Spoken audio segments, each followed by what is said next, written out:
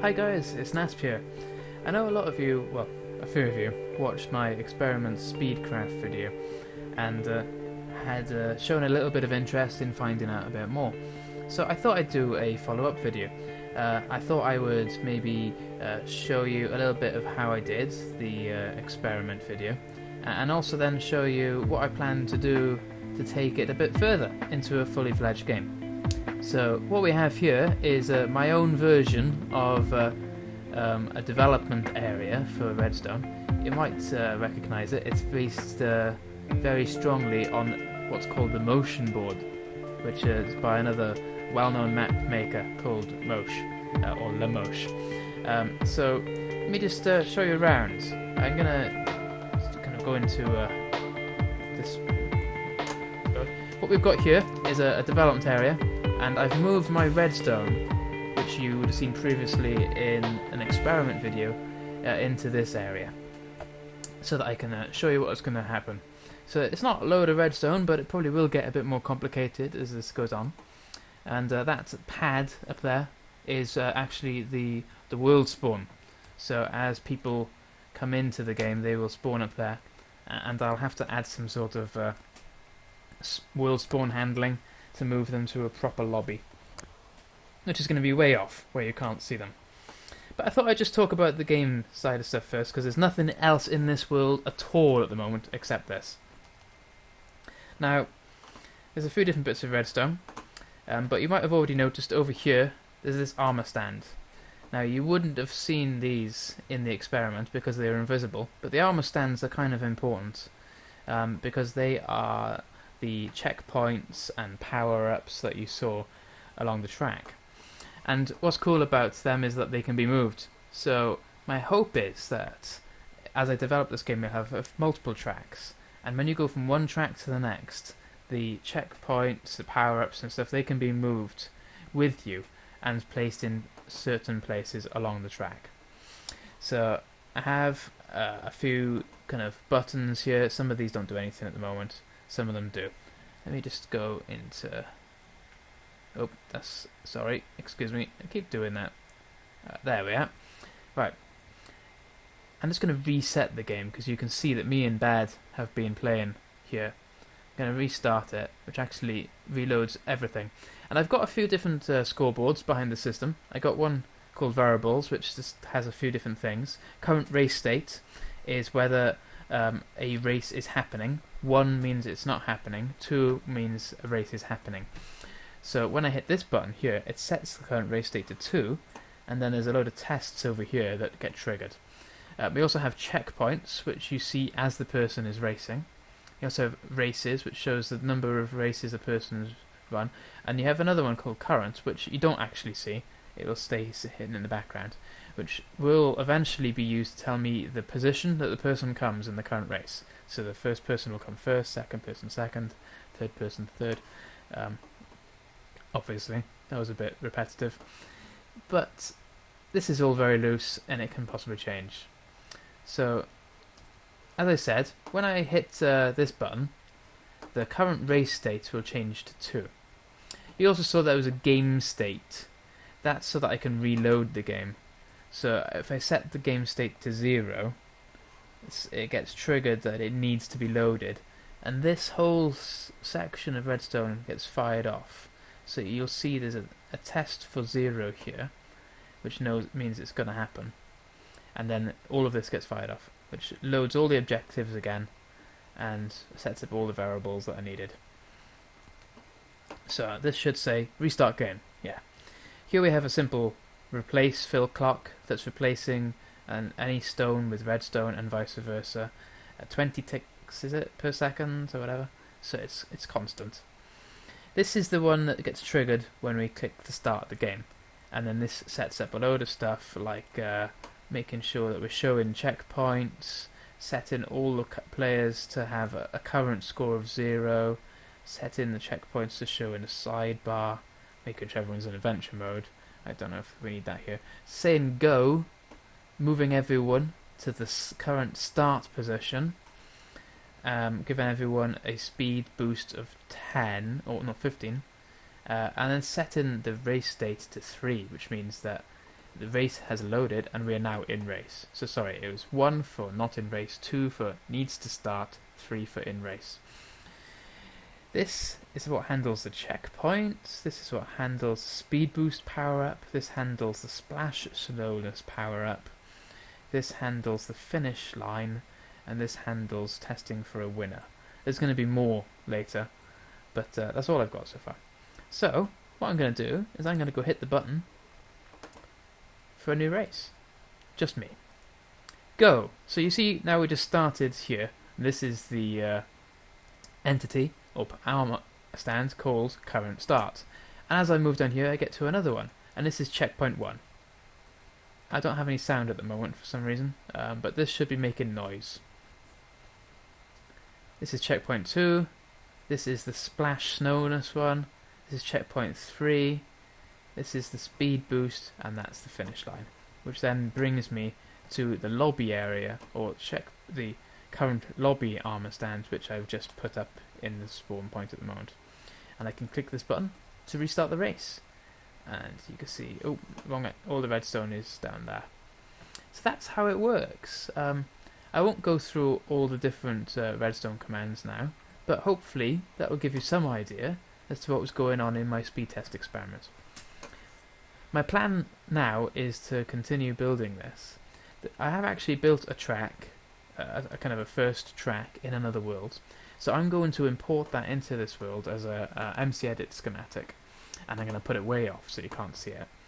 And then I'm going to adjust my redstone to allow us to move all these entities, all these armor stands, to that track, send you to that track, and race on a real track. So I'll come back later on when I've done that.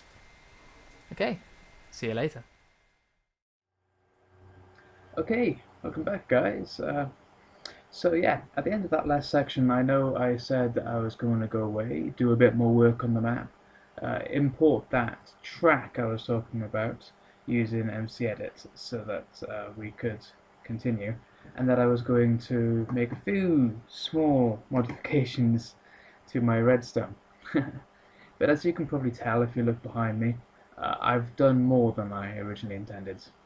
Now, the reason for that is since the last part of the recording I have been on holiday and I had a bit more time, and I ended up getting a bit carried away and I didn't do recordings as I was going. So there's going to be a bit more here than I realised. So I'm just going to talk you through what I've done. So first of all, as you can see, I have moved the redstone around a little bit. What I've done here is I've made this clock a bit smaller, and I've added lobby handling, which I will explain to you a bit more in a bit more detail in a moment, or at least I'll show it to you. Don't know about explaining. I've also moved the power-ups, the redstone for the power-ups, and the redstone for the checkpoints, for the finish point.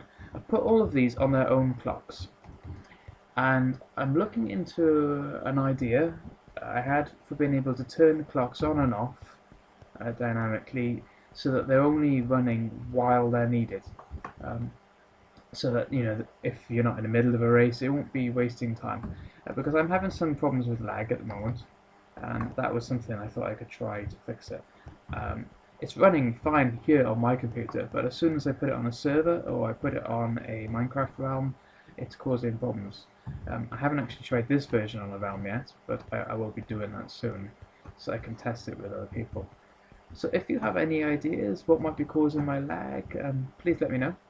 I'll say that again at the end probably. Okay, so I think the first thing, oh actually I've also changed the variables around a bit, so you'll see now those variables are a bit different to what I showed you at the beginning of this video. I haven't really finished working on those yet, so I'm not going to go into detail yet, but I'm going to have a few different variables for different reasons. But the first thing I want to show you is the lobby handling, what I've done with the lobby handling. So you remember I said that that area up there is the world spawn. So the first time somebody comes into the game, they will connect to that. Oh, By the way, I should say I am not using the same microphone as before, so this may sound worse.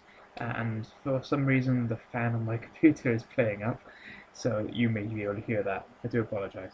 Anyway, as I was saying, you remember this area up here is the world spawn. So when a player first comes into this world, this is where they will turn up. They'll arrive somewhere within this area.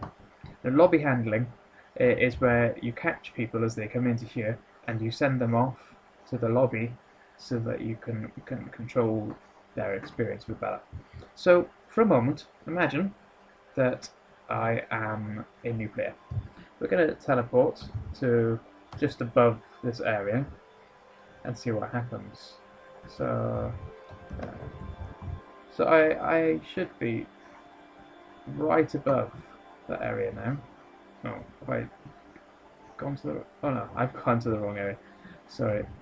It's 0, 0. Yeah, 0, 100. 0 is what I wanted, not 100. 0. So I'm right. So if I stop flying, you'll see I have now been teleported to a completely different area, and my game mode has been changed. So this is my lobby. It's very simple at the moment. I have barrier blocks to stop me from walking over the edge. I really liked this kind of effect on the floor, this checkered effect. I thought it looked quite cool from a geometric kind of perspective. And obviously you have one door at the moment. Now, if you're wondering where this kind of hologram-ish type thing comes from, I've just got a hidden armor stand here with a name tag that's being shown. And the idea is this could be maybe used as a lobby with other vanilla mini games in the future, but for the moment it just takes you to the one, SpeedCraft. But before we go through that, I just want to show you, as well as updating my game mode, I have also now permanently changed my spawn point. So if I kill myself, this is where I respawn, not the world spawn that you saw before. Aha! And you know what I've just gone and done? I have just gone and... Well, for whatever reason, that Armour Stands disappeared. Maybe I killed it by accident? I don't think so. But anyway, now this is the SpeedCraft lobby. So, do you like my new logo? Hopefully you do. I've also hidden underneath the fold, as it were, my little binasp, so that you can see that. And you've got two options here. We can go back to Hub, or we can play SpeedCraft. And I'm doing a similar thing. I've got a floating armor stand with a name that's being shown visible so that we can see what the door does. So I could go back to the hub. Ah, and there he is. I don't know why he disappeared a minute ago. Or we can go back to SpeedCraft. And I believe, if I remember rightly, I've done the same sort of thing here. So when you come to this hub, if I get killed, I come back here rather than going back to the other hub. I don't know why those name tags disappear when I've just killed myself, but no, they're back again now. That's weird. Strange cool glitch. Anyway, so that's the lobby handling. I think that's quite neat. It means a better experience when you arrive at the game, and a cool logo, hopefully. And I have ideas that there'll be more going on in the SpeedCraft lobby than just these two options. But so, as you remember, I wanted to add a new track, the first track, in fact.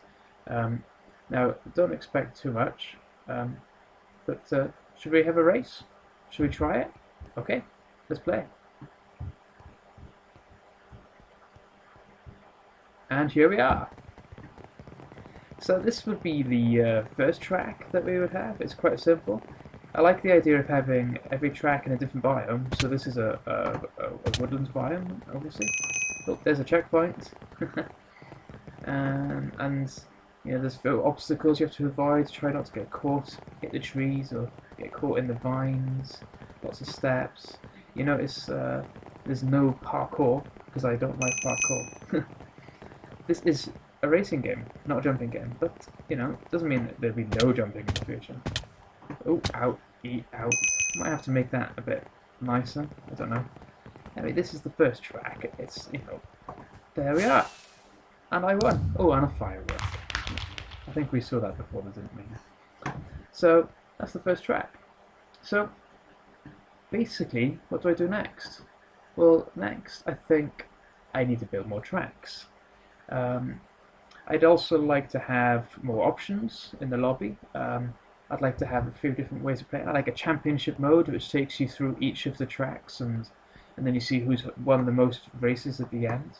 But I'd like maybe an option to be able to choose a track, so you can just play your favorite track. Maybe a tutorial mode, so you could play the first track in tutorial mode, and it'll give you a bit more information as you go around. I also need more power-ups. You notice I didn't use the speed boost power-up in that track because it's not really made for it. There was the slowness potion power-up, but I just didn't catch it. It was hidden away there, I don't know if you noticed. But maybe we could do other power-ups, like jump power-ups. Maybe a power-up that gives anyone close to you blindness, so that they can't see their way around for like 10 seconds or something. I'd also like to maybe have interesting obstacles on different tracks, maybe like moving bridges or stuff like that. But I don't want to go down the parkour road because I really don't like parkour race. I want this to be more traditional racing. So I think that's all for now. I'm just going to have a quick run around the track before I finish. So thank you for watching. Take care. Bye.